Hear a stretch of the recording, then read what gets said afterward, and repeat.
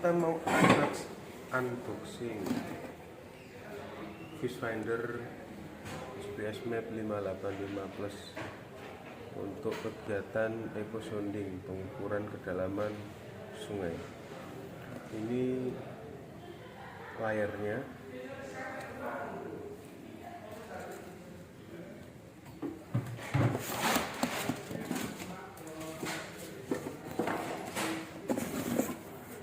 Dan kita lanjut ke ini kabel untuk ke aki, colok ke aki. Ini untuk pendeteksi kapal, tapi kita nggak pakai.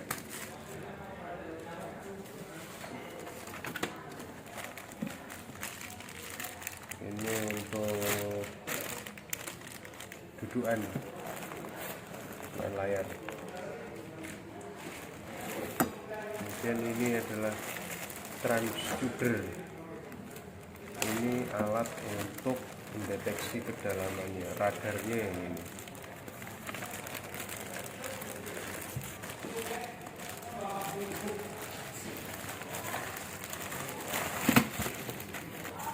Iya, radar.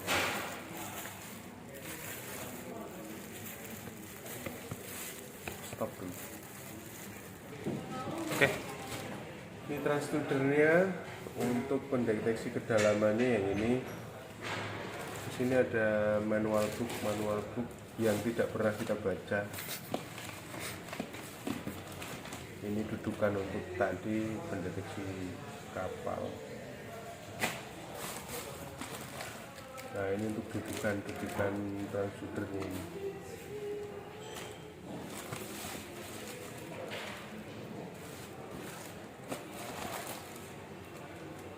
Ini juga dudukan untuk transducernya. Stop. Sekarang kita lanjut ke perakitannya. Nah, untuk ini transducernya, untuk layarnya ini kita kasih dudukan. Ini dudukannya.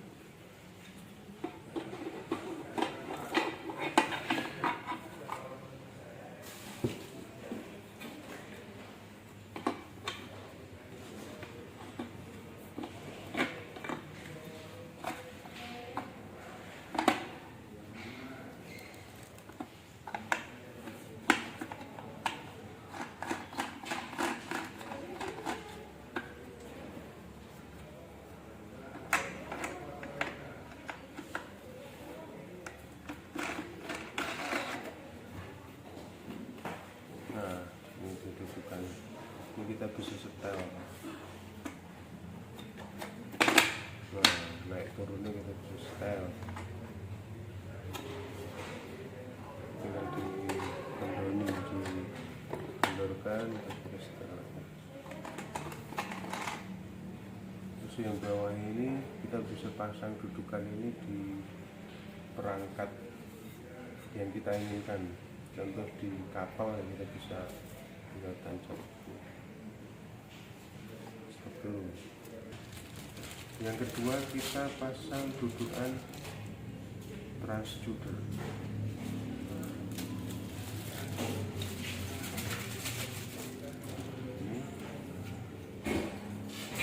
Ini fungsinya balik.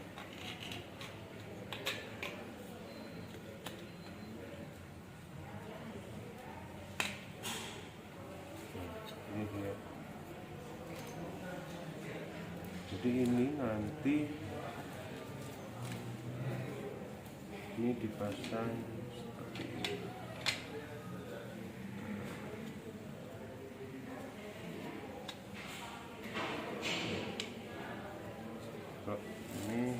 Ini bawaannya.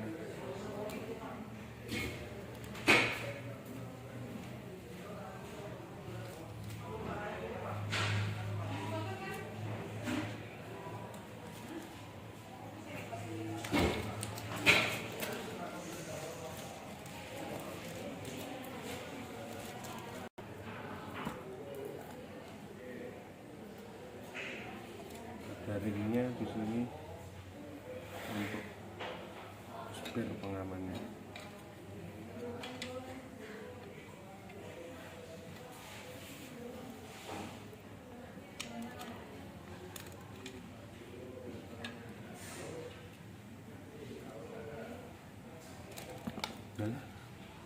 Ini stainless soalnya, jadi dia magnetnya ini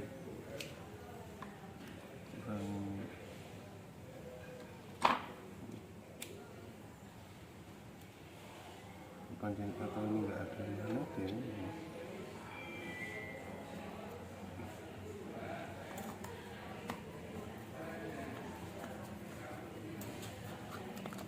Udah, sudah terpasang semua. Ini transducernya, ini tatakan ininya. Nah ini karena kita nggak punya speedboat yang sifatnya kita alat ini adalah portable, kita buatkan alat sendiri, yaitu ini bahannya dari stainless jadi anti karat. Ini kita pasangkan ke sini.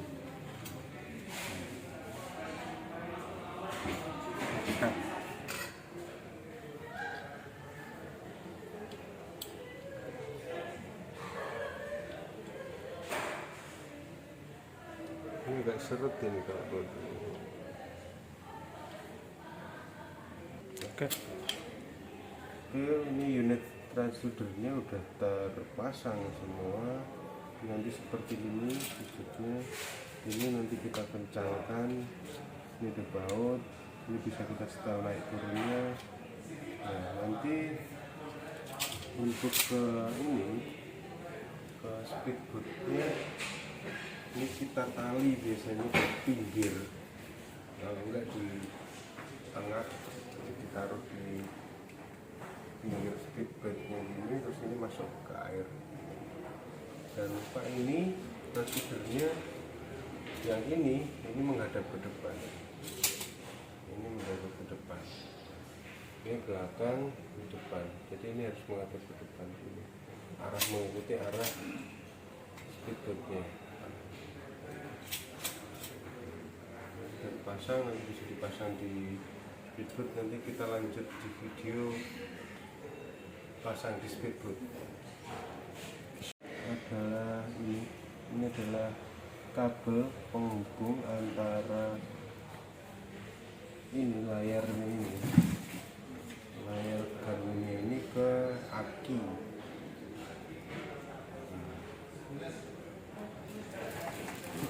Yang ini kita cuman gunakan dua kabel, yang hitam dan yang merah.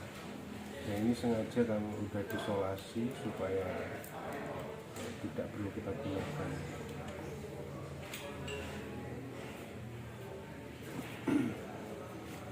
Aki sebagai tenaga untuk layar ini. Stop dulu. Oh, digowo kok.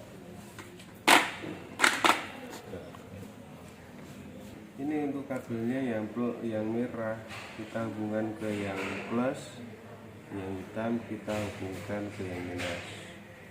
Nah, kemudian ini merah, dia kita pasangkan ini dulu. Ini klem-klemannya supaya kencang, karena ini sangat harus pakai ini.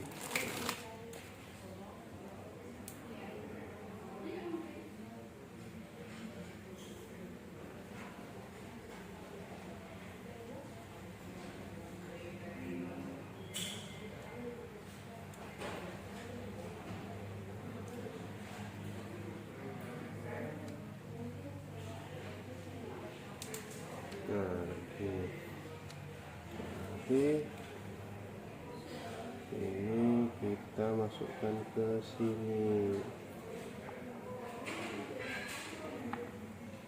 Ini ada tonjolannya. Nah, ini pas lubangnya di sini biar kawin kan. Nah, terus ini kita putar.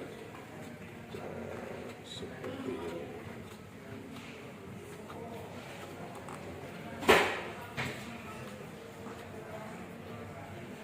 Nah jadi kenceng, akan lepas nih kita tarik klaimnya itu. Kemudian yang ini adalah dari transfernya, sama kita buka klaimnya dulu.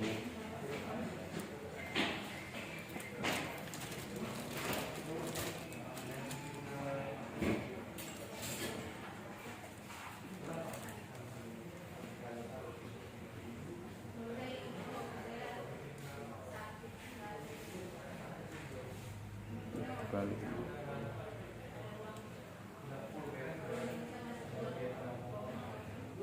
Jangan lupa ini yang ada ulirnya ini yang gitu loh.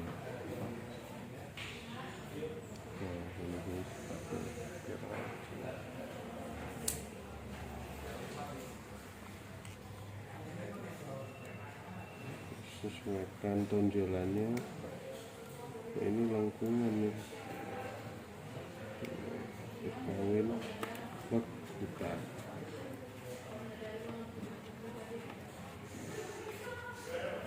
Dikencang. Nah ini untuk unit transistornya kita udah bisa nyalakan. Pencet 2 kali. Yang kedua ditahan. Terus sekali aja kayak sekali lagi ditahan. Pak Alur.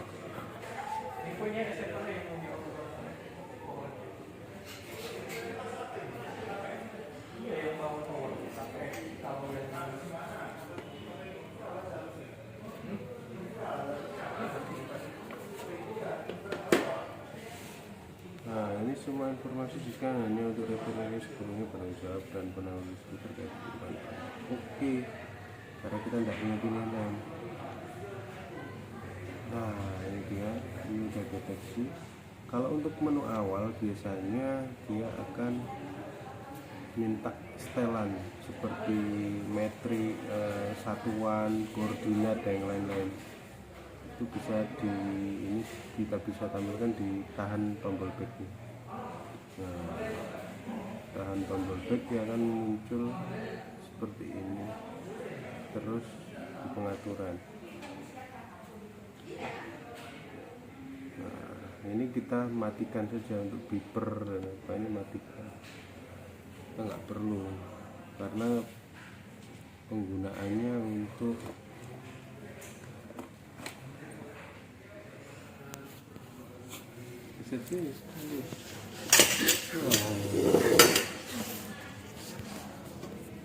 penggunaannya untuk eco sounding untuk pengukuran. Nah ini pengaturan simulator ini wajib mati ya. Kalau ini hidup dia akan lokasinya akan di Amerika Latin kalau nggak salah.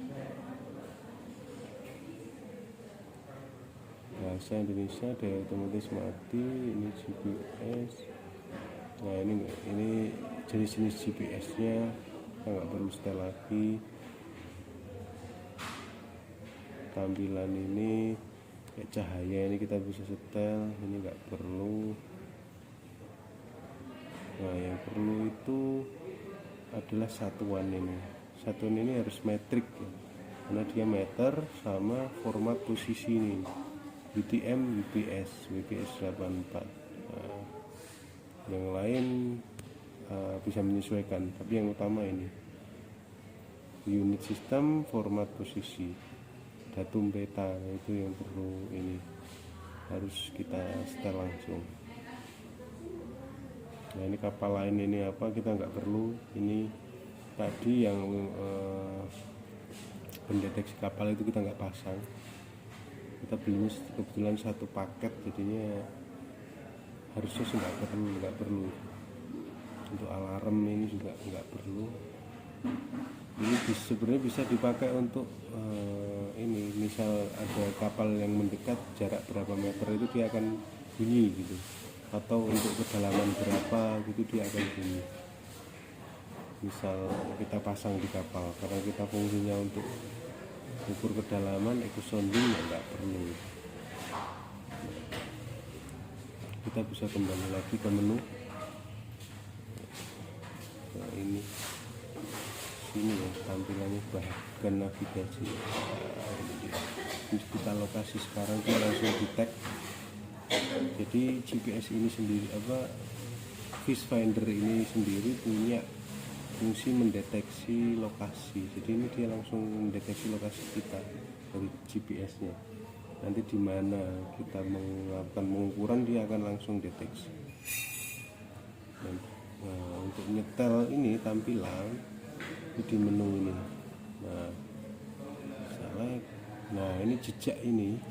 Apabila kita mau mulai, kita harus hidupkan. Ini dia akan merekam jejak tanda titik acuan. Ini jejak aktif, ini adalah jejak-jejak yang udah tersimpan karena kita ini masih baru, belum pernah digunakan. Ini memori masih 0% karena kita belum pernah menggunakan sama sekali. Nah, ini jejak disimpan pun masih kosong. Terus ini quick draw ini lumayan ini berguna. Ini untuk dia langsung konturnya akan terekam di layar ini. Nanti kita bisa gunakan juga sebagai acuan itu areal sudah terrecord belum kedalamannya. Terus di sini ada, mungkin ini aja dulu. Terus ini page. Nah, yang kedua ini adalah tampilan untuk kedalamannya. Jadi nanti ini kan 00 meter nih. Ini karena transducernya belum masuk ke air. Nanti kalau masuk ke air ini akan mendeteksi kedalamannya.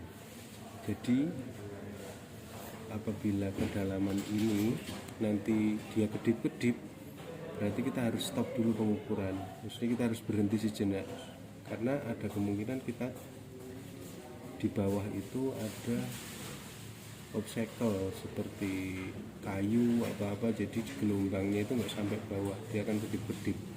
Dan nanti di sini misalkan ada ikan, dia akan terekam di sini ikan itu.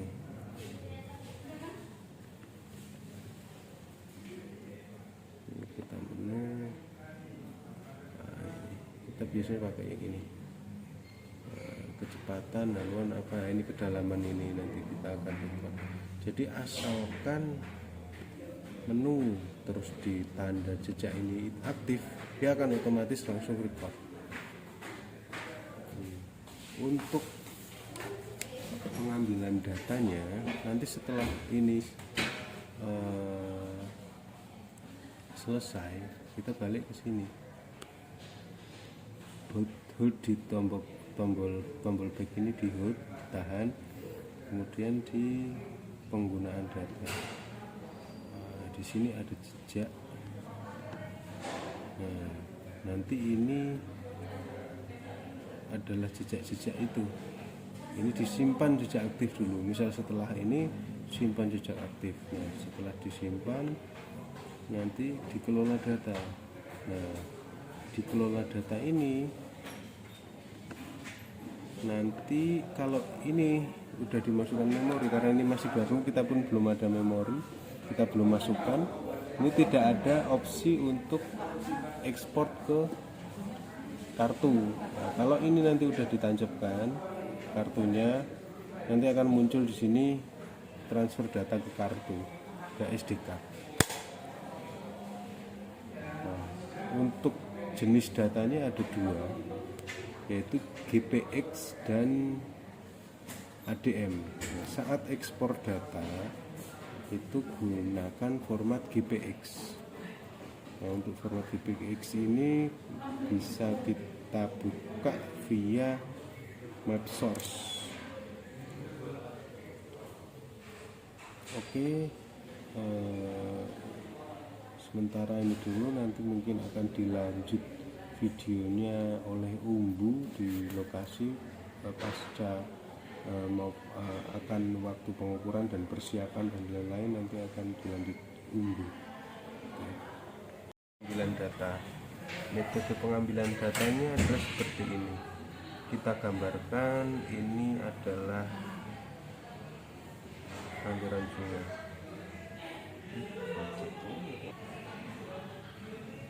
Ini adalah bagan sungai. Yang kita mau ukur kedalamannya adalah areal ini. Nah, metodenya ada dua metode. Yang pertama, dia misal arusnya ke sini. Misal arusnya deras.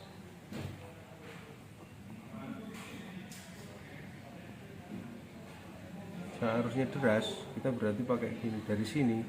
Contoh arealnya yang kita mau ukur kedalamannya adalah ini areal ini. Jadi dia dari sini turun sini, nanti jarak 20 meter dia balik lagi naik ini, nanti 20 meter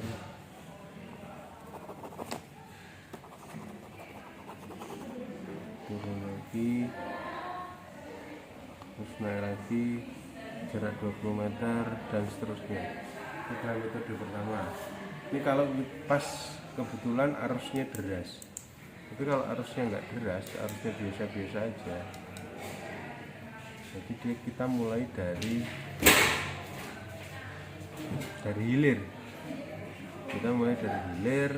Ini berarti misal ini hilirnya, kita lihat sini. Ini, nah itu sini jarak 20 meter juga. Ini zigzag, sistemnya zigzag.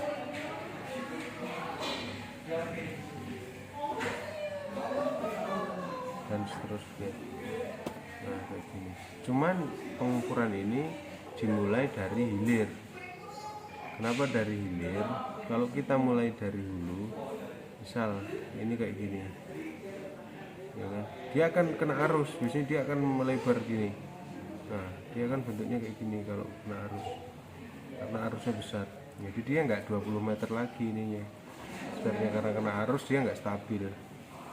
Ini jadi zigzagnya zigzag yang melebar. Tapi kalau dari hilir dia akan merapat, biasanya kayak gini.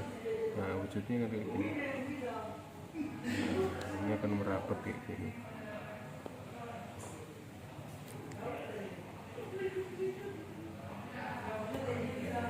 Nah dua metode itu.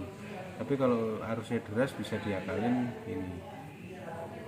ini terus naik pelan-pelan. Dan ingat, kalau memang ada nanti di pas perjalanan ini, pas di proses pengukuran alatnya kedalamannya kedip-kedip, klip-klip, kita harus berhenti dulu, stop dulu. Atau kita akan ambil di titik yang sama 2 kali. Contoh ini pas di sini, dia pas kayak gini ya. Di sini dia mati, itu sinyalnya mati, kedip-kedip tuh. Angkanya nggak berubah, angka yang di layar. Nah, kita harus ulang ambil di sini. Nah, nanti karena ini belum terambil datanya biasanya, dia radiusnya kurang lebih 10 meteran, dia nggak akan terambil. Jadi nanti kita harus turun lagi. Biasanya yang saya lakukan adalah 2 metode ini saya lakukan. Jadi yang pertama saya ini pakai metode naik turun, yang kedua zigzag, untuk mengantisipasi data yang tidak terambil.